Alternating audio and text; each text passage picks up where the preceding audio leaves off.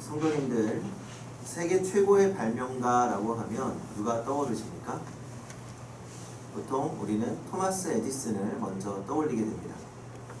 그러면 미국에서 토마스 에디슨 다음 가는 발명가로 추앙받는 사람은 누구인지 혹시 아십니까? 바로 찰스 캐터링이라고 하는 사람입니다. 냉장고와 디젤 엔진, 가정용 에어컨, 급속 건조 페인트, 자동차 엔진의 전기 시동 장치, 노킹 방지 휘발유 등을 발명하고 300건이 넘는 특허를 따낸 사람입니다. 찰스 캐터링은 자신의 성공 열쇠로 형편없는 시력을 꼽습니다. 그는 남이 책을 읽어줘야 할 정도의 나쁜 시력 때문에 내면의 시력에 더욱 마음을 쏟으며 발명에 집중했다고 합니다. 그는 무수히 많은 실패를 하며 발명했는데 이런 말을 했습니다.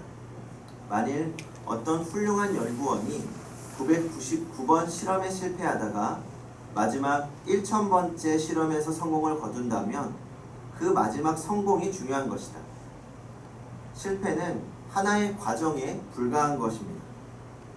발명왕 에디슨이 전구를 발명했을 때 어떤 기자가 질문을 했습니다. 2000번의 실패 끝에 드디어 성공을 하셨는데 소감이 어떠십니까? 감회가 남다를 것 같습니다. 그러자 에디슨이 빙긋이 웃으며 대답했습니다. 전 한 번도 실패를 하지 않았습니다. 단지 2000번의 과정을 통해 전구가 발명되었을 뿐입니다.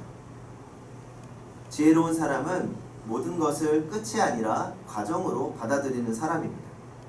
실패도 과정으로, 성공도 과정으로, 심지어 죽음도 인생의 끝이 아니라 천국으로 가는 과정으로 받아들이는 것입니다. 지난 2020년 12월 31일 송구영신 예배를 드리면서 우리는 경건한 삶을 다짐하고 출발했습니다. 그런데 그동안의 결과는 어떠하셨습니까? 우리 모두 노력했지만 자신이 만족할 만큼 자신있게 말하기는 쉽지 않을 것입니다. 하지만 그렇다고 실망할 필요는 없습니다. 우리는 과정 속에 있기 때문입니다. 오늘 성경에 보면 60대 초에 처절하게 실패했던 한 인물이 나옵니다. 유다의 제14대 므낫세 왕입니다. 그는 12살의 어린 나이에 왕이 되었습니다. 어린 나이에 아버지 잘 만나서 대단히 출세한 사람이죠. 남북 이스라엘 유다 나라 왕 중에서 최장기 집권을 한 왕입니다. 남북 왕 중에서 40년 통치를 한 왕이 되시고 52년 통치한 왕이 하나인데 므낫세는 무려 55년을 통치합니다. 그런데 60대에 아수르 나라가 쳐들어와서 나라가 망했습니다. 오늘날로 말하면 금수저로 태어나서 기업을 이어받아 사업하던 분이 60대의 사업이 쫄딱 망한 겁니다. 노년의 가정이 파탄난 거죠. 자신만 망한 것이 아니라 수많은 백성이 죽었습니다. 많은 사람에게 손해를 끼쳤습니다. 자신은 결박당해서 바벨론으로 끌려갔습니다. 당시 아수르 나라는 포로를 끌고 갈 때 포로들의 코에 갈고리를 끼워서 끌고 갔다고 합니다. 짐승처럼 갈고리에 코를 꿰고 쇠사슬을 차고 걸어가는 왕이 얼마나 수치스럽겠습니까? 그런데 오늘 성경을 보면 그는 다 끝난 것 같은 인생의 처절한 패배를 끝이 아니라 과정으로 만들었습니다. 다시 재기합니다. 그리고 마지막은 승리하는 삶으로 인생을 마감합니다. 2021년의 마지막 주일입니다. 어떻게 처절하게 실패할 것 같은 인생을 과정으로 만들어서 마지막을 멋지게 장식할 것인지 오늘 본문을 통해 교훈을 나누어 보려고 합니다. 첫째로 하나님께 기대를 가지고 나아가야 합니다. 므낫세 왕은 60대 초에 모든 것을 잃어버리고 비참하게 포로로 잡혀가는 상황에서 무엇을 합니까? 12절을 같이 읽어보겠습니다. 그가 환난을 당하여 그의 하나님 여호와께 간구하고 그의 조상들의 하나님 앞에 크게 겸손하여, 그가 환난을 당하니까 하나님 앞에 나아가 크게 겸손해지고 자신의 교만을 회개한 것입니다. 13절의 하반절을 보십시오. 므낫세가 그제서야 여호와께서 하나님이신 줄을 알았더라. 그제야 여호와께서 하나님이신 줄을 알았다고 합니다. 처절한 실패를 통해서 하나님께 기대를 가지고 나아간 것입니다. 그리고 피상적인 하나님이 아니라 살아계신 하나님을 만나게 됩니다. 므낫세가 이런 처절한 환난을 당하지 않았을 때는 어떤 삶을 살았습니까? 하나님께 대한 기대가 전혀 없었던 사람입니다.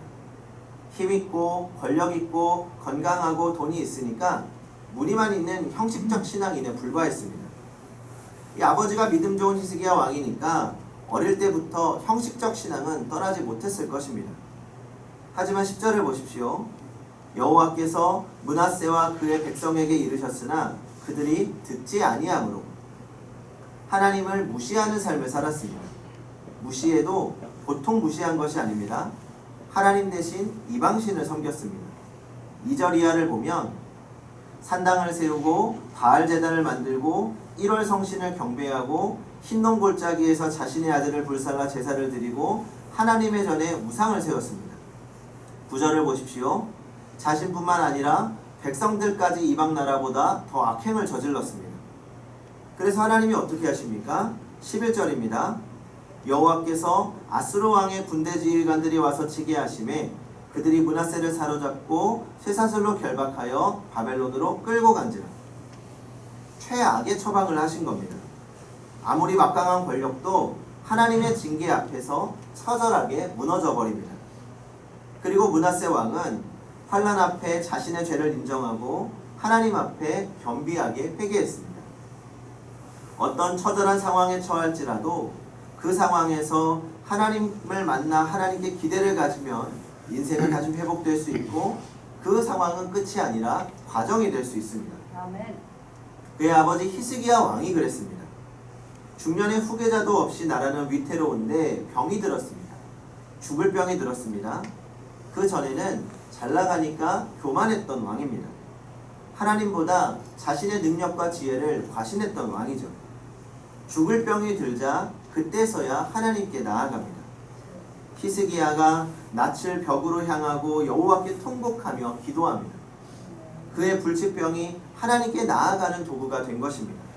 그리고 그는 하나님을 만나 불치병을 끝이 아니라 축복을 가져다주는 과정으로 만들었습니다. 우리가 세상의 모든 것을 다 가지고 있다고 해도 하나님을 만나지 못하면 결국 결과적으로 실패한 인생이 됩니다. 그러나 세상의 모든 것을 다 잃었다 해도 하나님을 만나면 그 실패는 과정에 불과한 것이고 결과는 성공인 것입니다. 이 로버트 클린턴 박사라고 하는 분이 있는데 1982년부터 성경과 교회사에 등장하는 사람 900명을 연구해 보았다고 합니다. 그런데 900명 중에 뛰어난 지도자로 평가를 한 사람은 한 100명 정도였고 또 그 중에서도 인생의 결승점까지 멋지게 통과한 사람은 별로 많지 않다고 합니다. 특히 성경 속에 인생의 끝부분까지 기록된 사람은 불과 49명뿐이었습니다.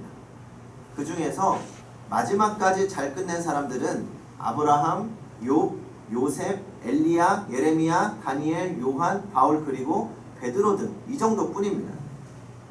또 지난 수십 년 동안에 미국의 여러 유명한 목사들을 지켜보면서 인터뷰했는데 놀랍게도 90% 이상이 끝이 좋지 않았다고 합니다. 때로는 스캔들로 인해서 실족하고 교회 안에 심한 분열과 덕스럽지 못한 은퇴로 끝이 좋지 않았다고 합니다. 클린턴 교수는 끝이 좋지 않았던 사람들의 특징을 한 가지로 지적하는데 바로 높이 계신 하나님을 바라보며 사는 것, 하나님께 기대를 갖고 하나님께 신뢰하는 사람들이 그 마지막이 좋았다고 합니다. 그러면서 그는 특히 가장 마지막을 멋지게 장식한 사람으로 다니엘을 소개합니다.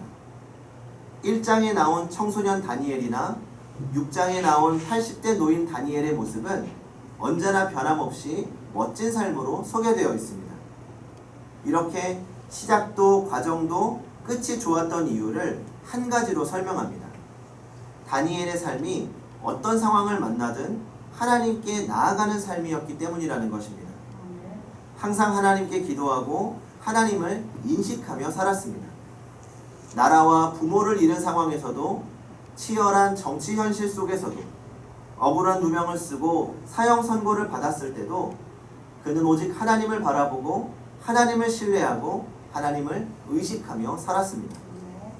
그러므로 성도 여러분, 우리 삶의 어떤 위기와 어떤 환경 속에서도 하나님을 기대하고 하나님을 신뢰하시기 바랍니다. 아멘. 마지막까지 포기하지 마십시오.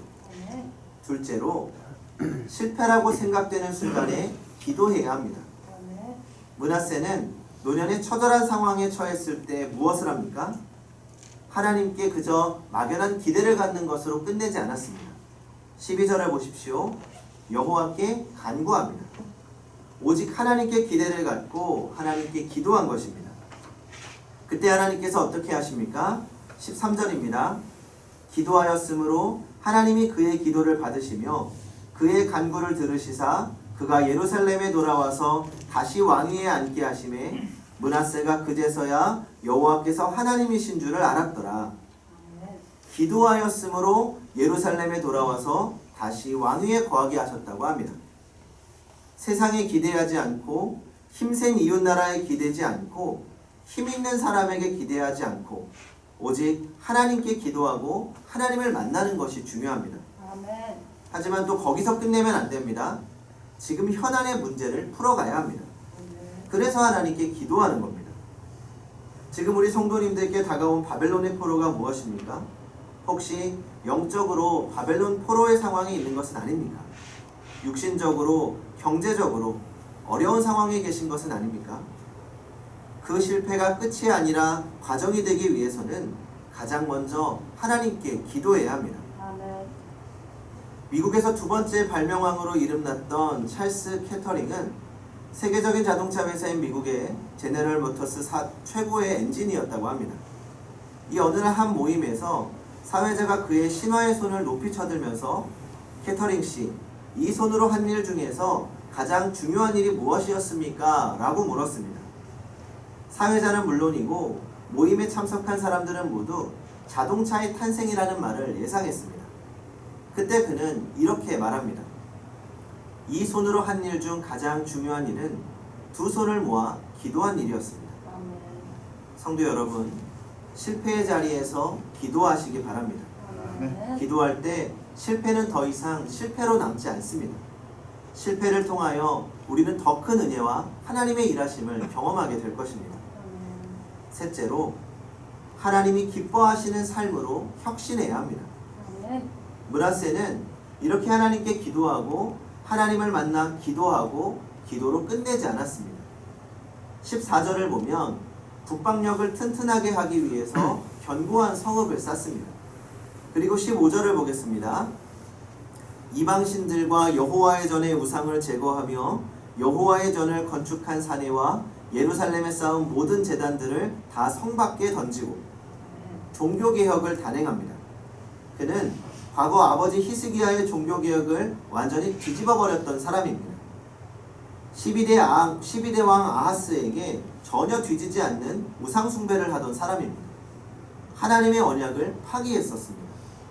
가장 오래 살면서 가장 나쁜 짓은 다 골라서 하던 사람입니다.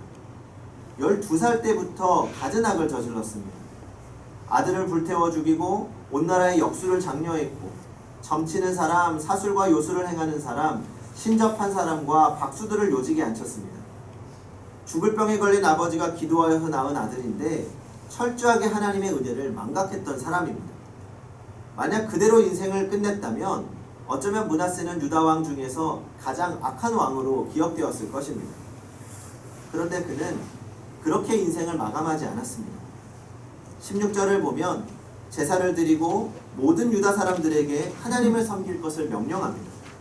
18절을 보겠습니다. 므낫세의 남은 사적과 그가 하나님께 한 기도와 선견자가 이스라엘 하나님 여호와의 이름으로 권한 말씀은 모두 이스라엘 왕들의 행장에 기록되었고 그의 기도가 열왕의 사기에 기록될 정도의 기도의 사람이 됩니다. 그리고 왕국의 묘실에 들어가게 됩니다. 67살에 죽었는데 죽기 전 노년에 이런 일을 한 것입니다. 하나님을 기쁘시게 하는 일로 변화되는 것은 늦은 때가 없습니다. 우리에게는 아직 더 좋은 것이 주어지지 않았다는 확신을 갖고 포기하지 말고 마지막 순간까지 우리 자신을 늘 새롭게 해야 합니다. 바보는 변했다고 하고 현자는 변하자고 한다 라는 책이 있습니다. 책에 나오는 내용입니다. 1960년대는 스위스가 세계 시계 시장의 90% 가까이를 지배했다고 합니다. 어느 날 두 명의 스위스 시계 기술자가 세계 최초로 디지털 시계를 발명해내었습니다. 그런데 두 기술자의 신기술은 스위스에서 전혀 관심을 끌지 못했습니다. 지금 우리가 만들고 있는 시계만으로도 세계를 제패하고 있는데 도대체 무슨 디지털 시계란 말입니까? 그들은 발명을 반기지 않았습니다. 변화를 두려워하고 그대로 안주하기를 원했습니다. 수없이 좌절을 거듭한 결과 그들은 자신들의 신기술을 미국의 인스트루먼트와 일본의 세이코 시계에 팔아버렸습니다. 그리고 20년이 지난 지금 스위스는 시계 시장의 8%만을 점유하고 있을 뿐입니다. 변해야 할 때 변하지 못하면 그 자리에 그대로 있는 것이 아니라 도리어 후퇴할 수 있다는 것입니다. 우리의 믿음도 그렇습니다. 더 성숙을 바라지 않고 이대로 신앙생활 하기를 바랄 수 있습니다.